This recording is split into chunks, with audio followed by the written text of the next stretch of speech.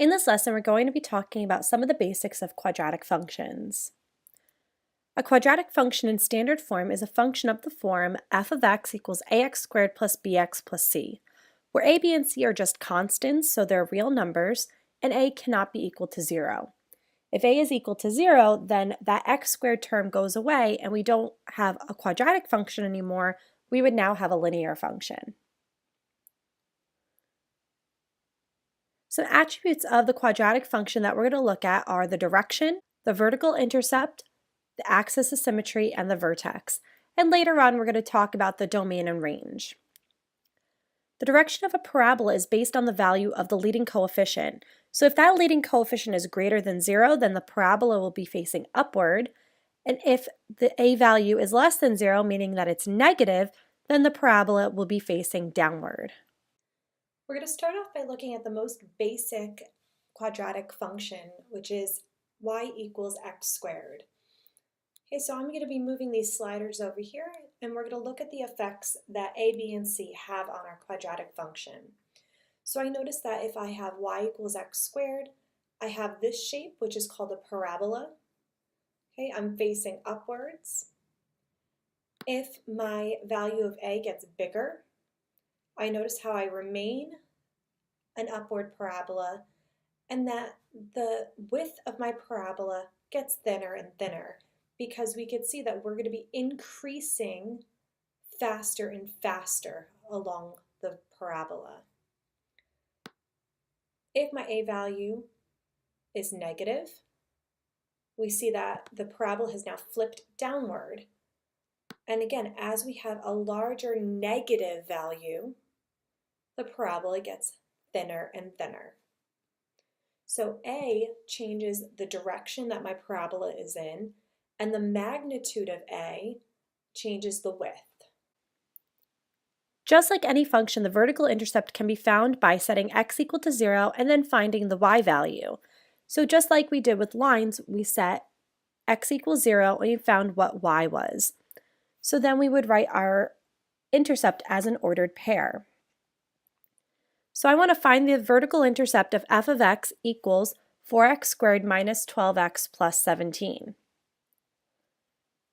I'm going to set x equal to 0, so I'm finding what f of 0 is. I'm finding the function value at 0. The function value at 0 is going to be equal to 17. So my vertical intercept is the ordered pair 0, 17. One thing that you can notice is whenever we plug in x equals 0, these two terms are going to automatically cancel because we're going to be multiplying by 0. So we could also say that our vertical intercept is going to be the point 0, comma, and then the c value of my quadratic function.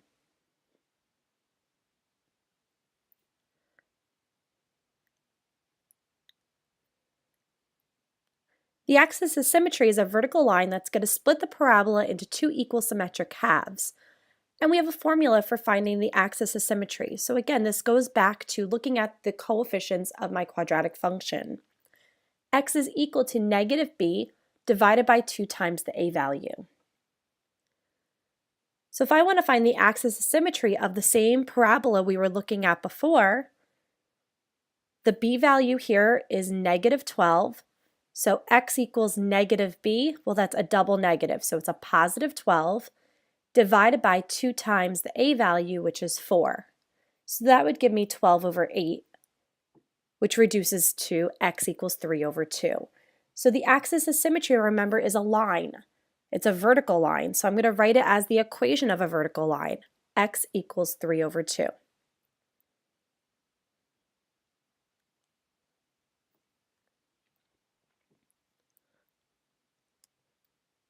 Related to the axis of symmetry is the vertex. The vertex is going to be the turning point of my parabola. So if I look at my axis of symmetry, it's going to pass directly through the midpoint of my parabola. That midpoint is my vertex. So the axis of symmetry can be found by taking the x value from that line and then plugging it into the function to find the y value.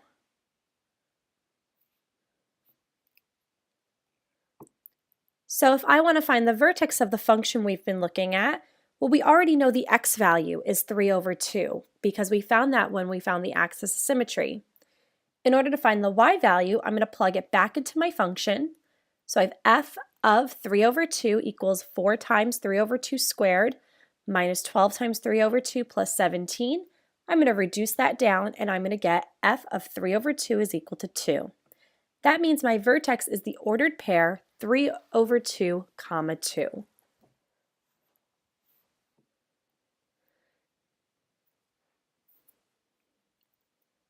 Let's take a look at this next example. So for f of x equals x squared plus 4x minus 12, we're going to find the direction of the parabola, the vertical intercept, the axis of symmetry, the vertex, and then sketch the graph. Well, since my a value is positive, so you might want to do this at the beginning, say a equals 1,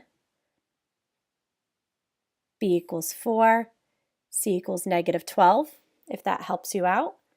Since the a value is positive, this is an upward facing parabola. My vertical intercept, if you remember, it's when we plug in x equals 0. So that means we're just going to be left with that value of c. So my vertical intercept is the ordered pair 0, comma, negative 12. My axis of symmetry is found by finding the line x equals negative b over 2 times a. So that's negative 4 over 2 times 1. That means my axis of symmetry is x equals negative 2.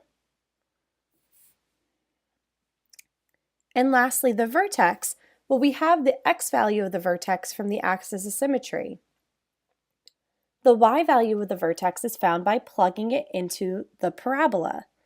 So I have negative 2 squared plus 4 times negative 2 minus 12. Well, that's just going to be 4 minus 8 minus 12,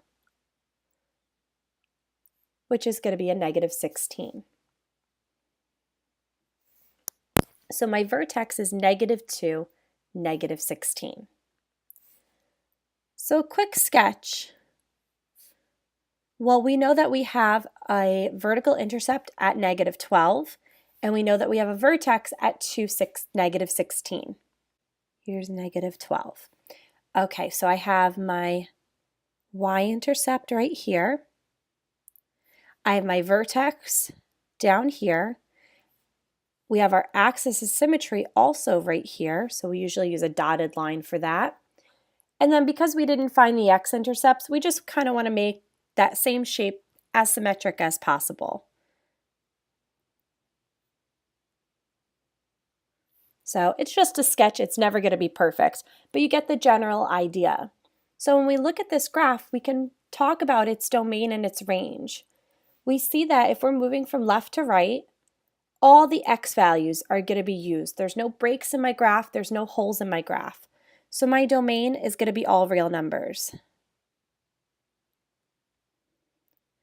My range, however, is not going to be all real numbers because my parabola, the lowest point here is going to be the value of negative 16. We don't have any points that are lower than that value since the parabola is facing upward. So my smallest value is going to be a negative 16, and then we're going up to infinity because my parabola is facing upward. So my domain is going to be all real numbers, and that's true for all parabolas, but my range is defined by where that vertex is and whether my graph is upward facing or downward facing. So in this lesson, we talked about finding the direction of the parabola. If that a value is positive, then my parabola will be facing upward. If the a value is negative, we'll be facing downward. Finding the vertical intercept, we find that by looking at the c value. It's like plugging x equals 0 and finding what the y value is. The axis of symmetry, we have a formula. It's x equals negative b over 2a. The axis of symmetry is a vertical line, so it must be written as a vertical line. And the vertex is my turning point. It's where my graph goes from increasing to decreasing or decreasing to increasing. It's where we're changing direction.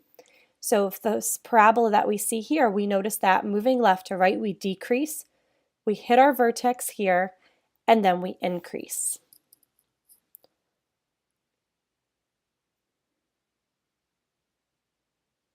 We find the y value of our vertex by plugging in that x value we found with the axis of symmetry, since the vertex is going to actually intersect with the axis of symmetry and the parabola. Last thing we talked about was the domain and range. The domain of any parabola is going to be all real numbers, and the range is going to be defined by whether our parabola is upward facing or downward facing and where the y value of our vertex is.